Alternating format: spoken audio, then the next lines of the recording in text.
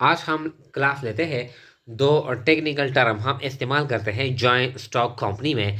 एक है double taxation और दूसरा है परपेचुअल सक्सेशन।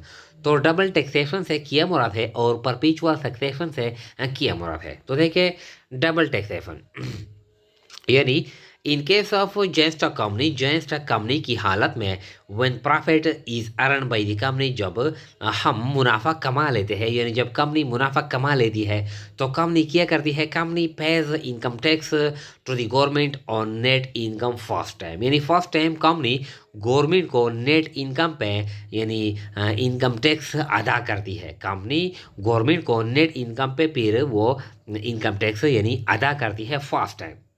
अब जब अगेन व्हेन डिविडेंड्स और declared and received by the share holder, फिर जब कंपनी शेयर होल्डर को डिविडेंड अदा करती है, यानी जब शेयर होल्डर डिविडेंड वसूल करते हैं, फिर यानी ये डिविडेंड कहाँ से वसूल करते हैं, ये जो प्रॉफिट है, नेट प्रॉफिट है कंपनी का, इससे ये डिविडेंड यानी शेयर होल्डर वसूल करते हैं। फिर they also pay tax to the government on such dividends.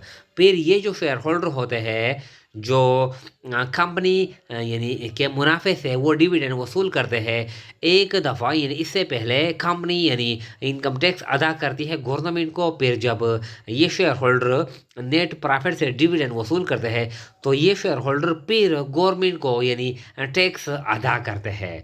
तो इसलिए यानी ये जॉइंट स्टॉक कंपनी की एक फीचर है या एक डिसएडवांटेज है, डीमेरिट है, नुकसान है कि जॉइंट स्टॉक कंपनी के प्रॉफिट से हम यानी दो मरतबा ट्वाइस हम टैक्स अदा करते हैं गवर्नमेंट को।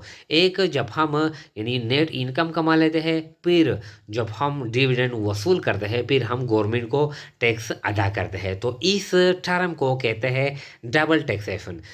पार्टनरशिप में और सोल प्रोप्राइटरशिप में हम इस तरह डबल टैक्सेशन अदा नहीं करते हैं। Means tax is paid twice, यानी दो मरतबा हम टैक्स अदा करते हैं। तो इस टर्म को कहते हैं double taxation.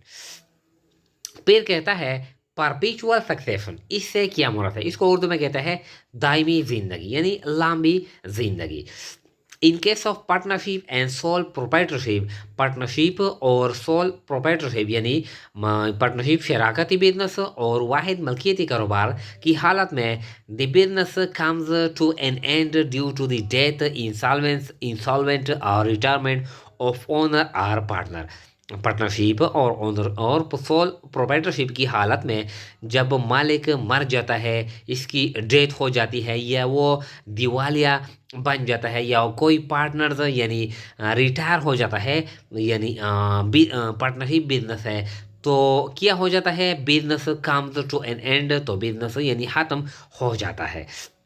But in joint stock company case, joint stock company की हालत में the death, insolvent, retirement of shareholder, manager, director can not affect the life of the company. Joint stock company में जब कोई share holder मर जाता है, जब कोई डायरेक्टर मर जाता है, जब कोई मैनेजर रिटायर हो जाता है, इंसॉल्वेंट हो जाता है, तो इससे कंपनी की ज़िंदगी पे कोई असर नहीं पड़ता।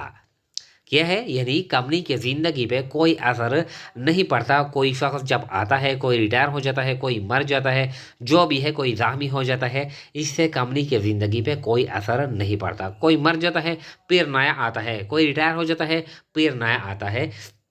तो इस फीचर को कहते हैं perpetual succession. It mean this feature is perpetual succession, इसको कहते हैं परपेचुअल सक्सेशन।